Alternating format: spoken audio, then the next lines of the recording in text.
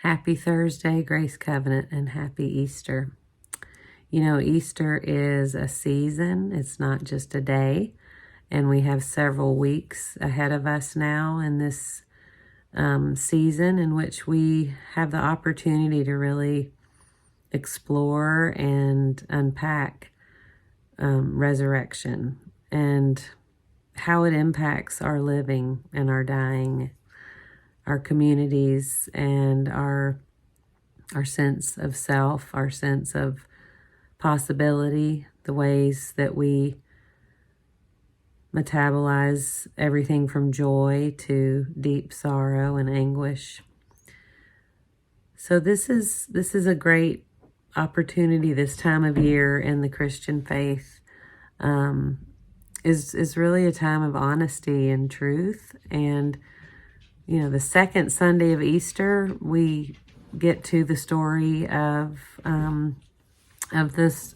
disciples, people who loved Jesus, and how they struggled to really understand what was going on, even when they had firsthand experiences of the risen Christ.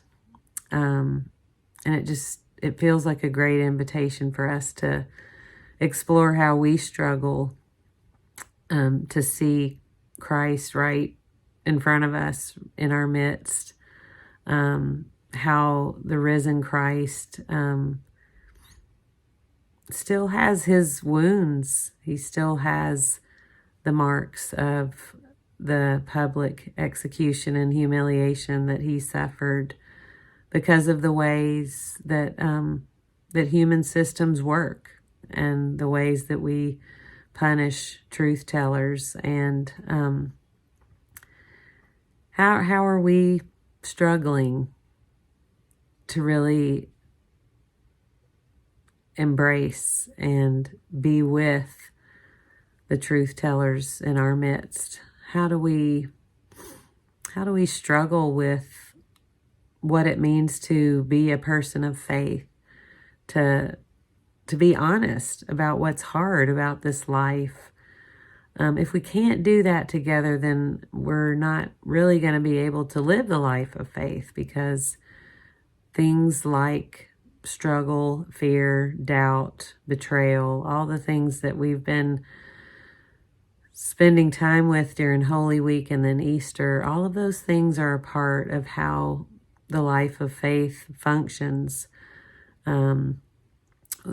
Faith doesn't exempt us from those experiences. Faith simply equips us to live into those experiences with something other than despair, something other than hatred, something other than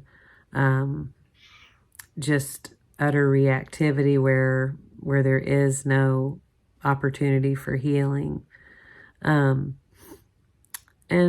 so I invite you to really find yourself in this story that we're going to be exploring on Sunday.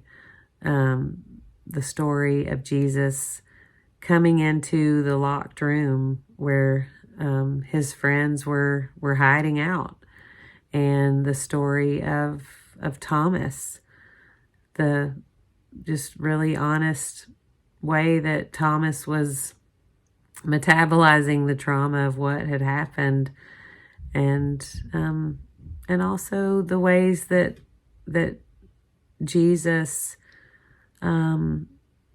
shows up with such compassion and also with such wisdom about what his friends need to be able to keep going, not just in a survival mode, but in a really healing, community building mode. So that's what we're going to be working on together these next few weeks. What does it look like for us to move forward in our faith as Easter people, not denying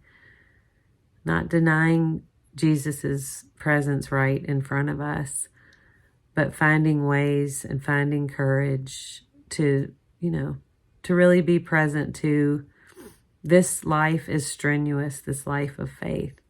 And we really, really need each other. We need each other's kindness. We need each other's generosity. We need each other's compassion. We need to be able to trust each other. We need to be able to work through betrayals together. We need to be able to find other ways to respond to harm that doesn't just create more harm. So my prayer for us is that we can really come into this space and that we can grow together and really build some deeper trust. We need that together. I need that. I'm assuming you need that, because we all thrive and can really be more creative when we can trust our surroundings and trust each other.